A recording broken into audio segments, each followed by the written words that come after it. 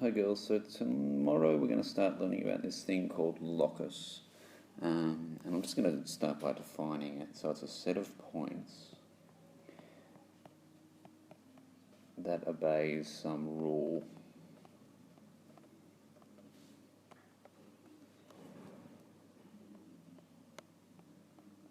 And you get to define what the rule is.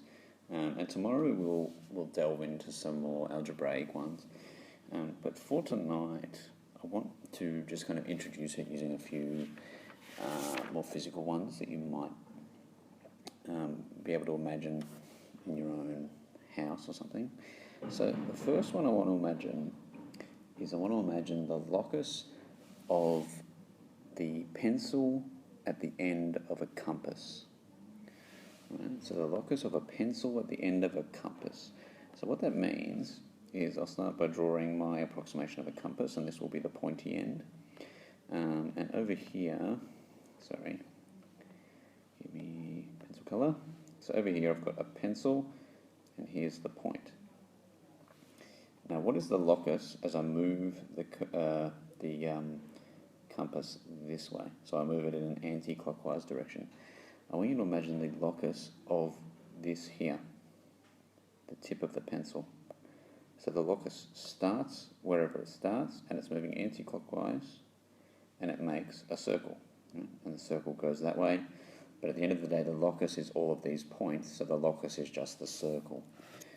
So algebraically, it might be something like, x squared plus y squared equals, r squared, whatever that might be, assuming that the center of the compass was at whatever your origin is. Okay, so that's one example of a locus. For another example, what would the locus be of a person standing on an escalator, standing on a single step as the escalator goes up? So we'll start by drawing some kind of approximation of an escalator. So side view of an escalator looks something like this. The railing there, and there's our person standing on the escalator, excited to be going shopping to buy a present for their favourite maths teacher. And the hair went a bit weird. So I want the locus of the person going up an escalator. And I have to be a bit more specific. I'm going to say the locus of the person's right foot. Whoops, that was not what I expected, sorry. Don't know what happened there. The locus of the person's right foot. So what is the locus of the person's right foot as the escalator goes up? Well, the right foot just goes up like that. And so the locus is just the line at the base of the escalator wherever the right foot is. So the locus as a algebraic construction is a line. And I'm not going to draw a number plane on, but you could, and you would just, maybe you'd say that the point that they start is the origin, so there's your number plane. And so you just need your slope and whatever that angle is there, and then you've got the line y equals mx, And so that's the locus. The next one I want you to think about is what is the locus of your foot as you kick a ball? So again, I'll draw a boy this time, because I'm kicking a ball, so it's a boy thing to do, right? So here's my foot, left-footed or right-footed, depending on your perspective. So I'm going to kick some ball. Here's my soccer ball with all the quasi-hexagonal tiling that it's got. Man, I forgot how bad drawing on an iPad is. So there's my ball. So what is your foot going to do as you kick the ball? So presumably you kick the ball, you're going to start by drawing your foot back and up, and then you're going to pull it back through. You're going to kick the ball, and then you're going to kick through like that.